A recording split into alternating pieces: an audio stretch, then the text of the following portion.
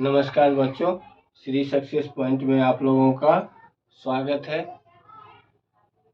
9th class के science को जो हमने जहाँ तक पढ़ा है उससे आगे आज फिर हम स्टार्ट करते हैं। उसके आगे क्या टॉपिक है? वाष्पीकरण।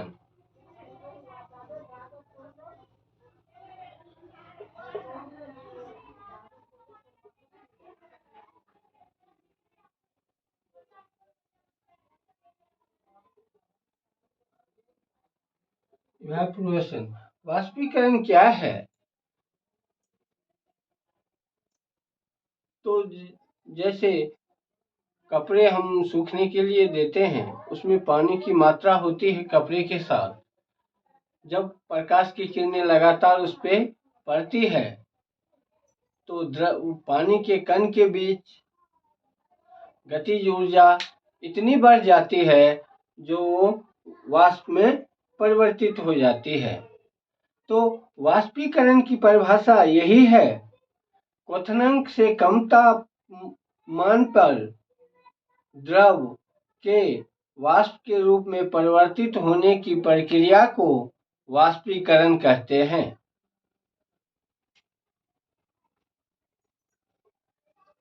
क्वथनांक से कम तापमान पर द्रव के वाष्प के रूप में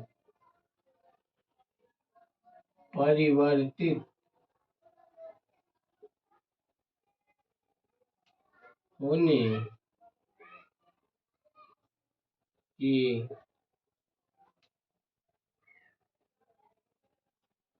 प्रक्रिया को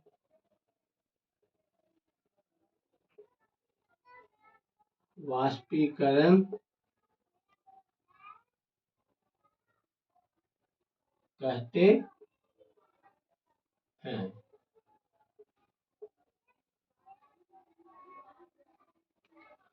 अब वाष्पीकरण को प्रभावित करने वाले कारक।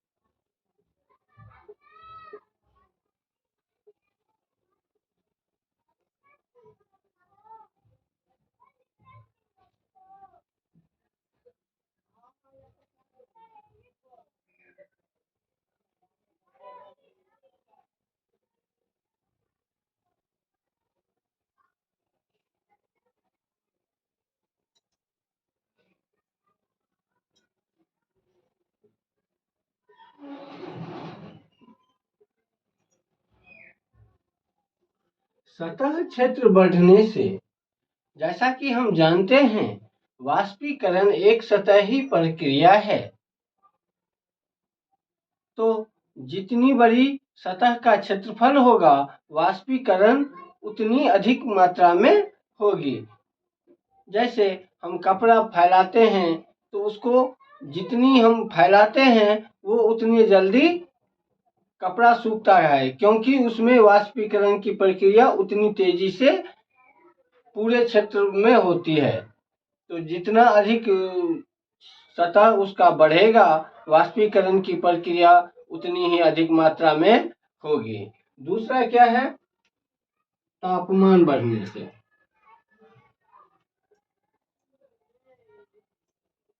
तापमान बढ़ने से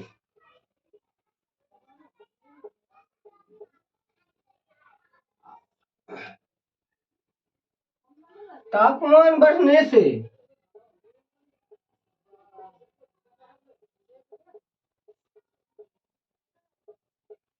कण के द्रव के कण की गतिज ऊर्जा इतनी अधिक बढ़ जाती है जो उसके कण एक दूसरे से स्वतंत्र होके वाष्प में परिवर्तित हो जाती है। गतिज ऊर्जा के कारण जब तापमान बढ़ता है, हम जानते हैं कि द्रव के पदार्थ के कण हमेशा गतिशील होते हैं। जब उनके का तापमान बढ़ता है तो उनकी गतिज ऊर्जा में वृद्धि होती है और बढ़ते बढ़ते इतनी बढ़ जाती है जो उसके कण एक दूसरे के आकर्षण के बल से स्वतंत्र हो जाते हैं और द्रव वाष्प बनकर वाष्प में परिवर्तित हो जाते हैं। तो तापमान जैसे बढ़ता है तो वाष्पीकरण की प्रक्रिया बढ़ जाती है कि गतिज ऊर्जा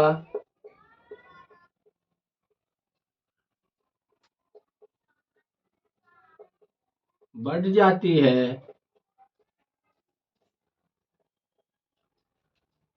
जिससे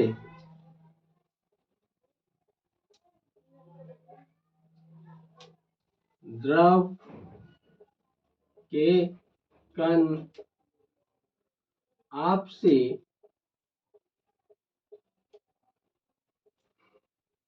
आकर्षण बल से स्वतंत्र होकर वाष्प में परिवर्तित हो जाता है।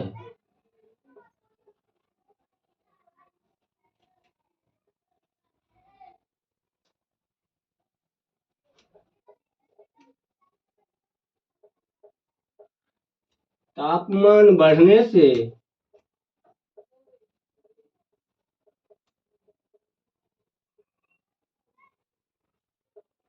वाष्पीकरण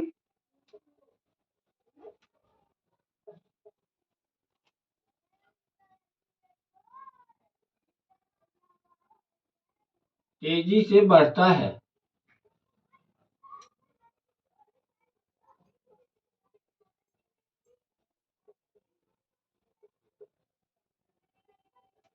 तीसरा, आर्द्रता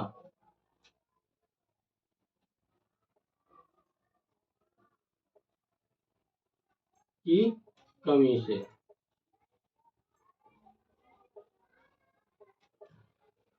किसी भी वातावरण में एक निश्चित तापमान पर जल वाष्प की एक निश्चित क्षमता होती है।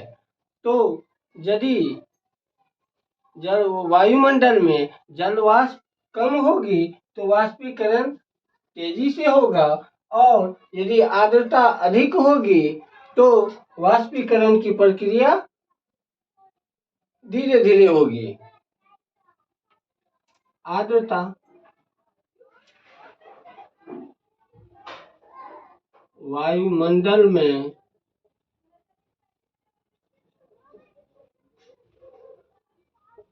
जल वाष्प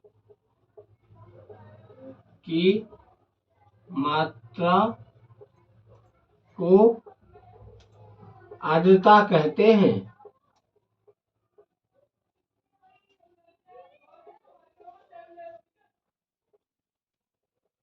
और यदि आर्द्रता कम होगी तो जल वाष्प की प्रक्रिया तेजी से होगी और यदि आर्द्रता अधिक होगी तो जल वाष्प की प्रक्रिया धीरे धीरे होगी। और चौथा है वायु की गति।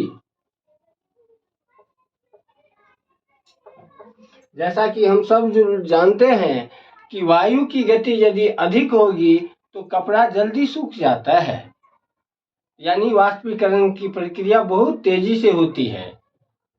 यदि हवा तेज चलती है तो वाष्पीकरण की प्रक्रिया तेज होती है और यदि वायु की गति धीमी होती है तो वाष्पीकरण की प्रक्रिया धीमी होती है।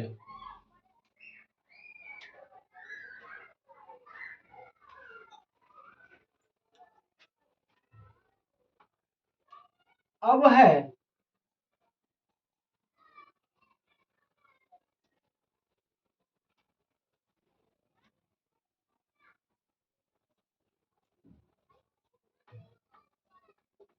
वाष्पीकरण के कारण शीतलता।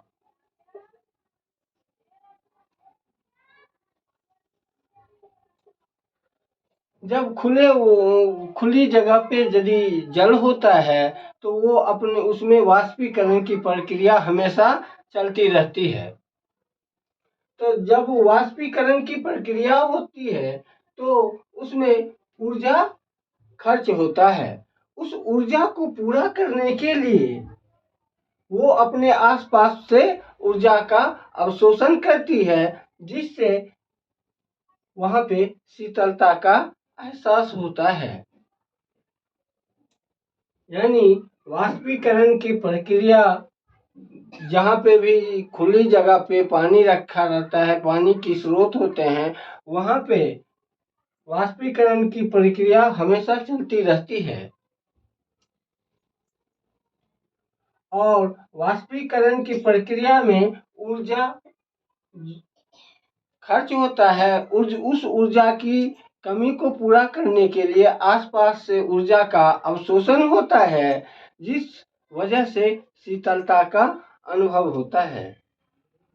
गर्मी के दिनों में हम छत पर, सतह पर पानी का छिड़काव करते हैं, जिससे पानी जलवाष्प बनकर अवशोषित जलवाष्प बनकर उड़ जाती है और जलवाष्प होने के लिए, वाष्पीकरण के लिए वो ऊर्जा का अवशोषण करती है, जिससे वहाँ पे शीतलता का अनुभव होता है। गर्मी के दिनों में सूती कपड़ा पहनना इसीलिए लाभदायक होता है, जो हमारे दैनिक कार्यों की वजह से हमारे शरीर में पसीना निकलता है और सूती कपड़ा सबसे ज़्यादा अवशोषित करती है पानी को, और उसके धूप की वजह से उसका वाष्पीकरण होता है और सूती कपड़े सबसे ज़्यादा पसीने को अवशोषित करने में सक्षम होता है। इसलिए सूती कपड़ा गर्मी के दिनों में पहनना आरामदायक होता है। धन्यवाद। श्री सक्सेस पॉइंट के दर्शकों का हार्दिक धन्यवाद। यदि हमारा वीडियो पसंद आए तो हमारे चैनल को लाइक कीजिए, सब्सक्राइब कीजिए और छात्रों को शेयर कीजिए। धन्यवाद।